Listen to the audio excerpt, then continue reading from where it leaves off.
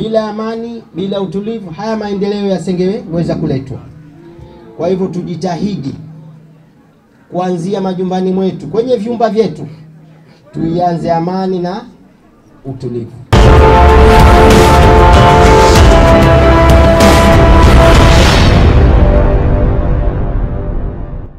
Akitoa hotuba katika uzinduzi huo, mgeni rasmi ambaye pia ni waziri wa nchi ofisi ya Rais, uchumi na uwekezaji, Mheshimiwa Sharifu Ali Sharif, ameishukuru Wizara ya Ardhi kwa kuweza kusimamia misingi ya ardhi kama rasilimali muhimu ya nchi kupitia Rais wa awamu ya 8 Dr. Hussein Ali Mwinyi. Wizara ya Ardhi na Maendeleo ya Makazi ina jukumu kubwa na la msingi la kusimamia matumizi mazuri ya ardhi kwa maendeleo endelevu ya nchi yetu, ikiwa ni pamoja na kuwajengea wananchi makazi bora.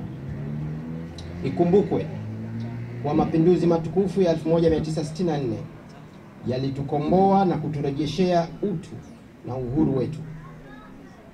Maana uhuru ni kuwa na mamlaka ya ardhi. Kama humiliki ardhi, ukaweza kulima, kuwekeza, kufanya miradi yako, basi huna budi kuwa mtumwa wa mtu mwingine na sio mwananchi. Lakini pia katika awamu yetu ya 8 ya Mheshimiwa Rais wa Zanzibar na Mwenyekiti wa Baraza la Mapinduzi, kwa vitendo ameamua kuacha alama na kuendeleza ujenzi wa nyumba za kisasa kila pahala. Sambamba na hayo, Naibu Waziri wa Ardhi na Maendeleo ya Makazi Zanzibar, ndugu Salha Mohamed Mwinjuma, amesema lengo la wiki hii ni kutoa taarifa kwa wananchi kuhusiana na hati kamili za mazingira na kuishi na kuridhishwa na utendaji kazi mzuri wa Shirika la Nyumba. Niwashukuru sana wenzetu wa Shirika la Nyumba. Shughuli hii imekuja, wao ndio waliotuita. Na alhamdulillah wenyewe wameitika na wameipamba vizuri sana, na sisi tuliokuja hapa kuwasindikiza wenzetu tumeona umoja wao na mshikamano wao kwenye shirika letu la nyumba, na sisi tukiwa kama viongozi wao, basi tunajivunia kwa kuondoka kwamba tumeuacha umoja na mshikamano ndani ya shirika hilo. Lengo la wiki hii ni kutoa uelewa kwa wananchi wetu kuhusiana na masuala mazima ya ardhi, lakini pia na masuala mazima ya makazi ambayo yametuzunguka kwenye maeneo yetu. Mheshimiwa mgeni rasmi, shughuli mbalimbali tumezifanya tangia tarehe 19 alivyotuzindulia Mheshimiwa Makamu wa Pili wa Rais.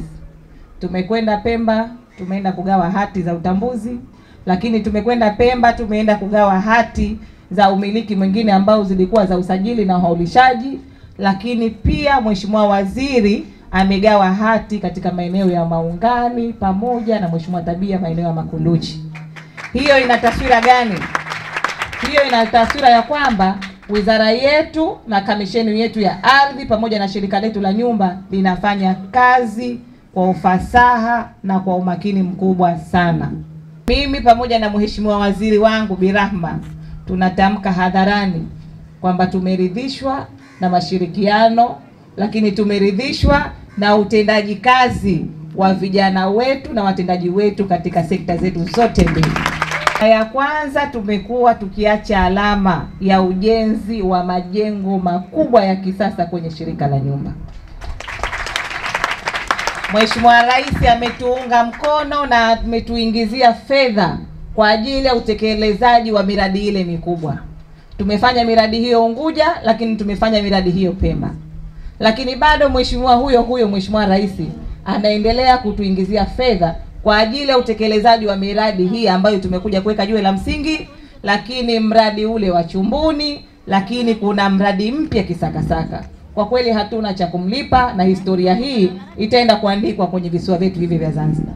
Aidha, mkuu wa shirika la nyumba Zanzibar, ndugu Sultan Said Suleiman, amesema jumla ya nyumba 22 ambazo zimejengwa na shirika la nyumba, ambapo umegharimu bilioni 3.4 ukiwa na asilimia 45 ya ujenzi huo. Namba 27/54 Kiembe Samaki ambayo umeiwekea jiwe la msingi ni nyumba ya kijiji iliyomilikiwa na shirika la nyumba Zanzibar, ambayo ilikuwa ikitumika kwa makazi ya mtu mmoja kwa muda mrefu, lakini ilikuwa katika hali ambayo haikuridhisha. Hivyo shirika limeamua kubomoa na kujenga upya, na sasa tuna nyumba 22 ambazo tumezijenga kwa fedha zetu wenyewe za ndani.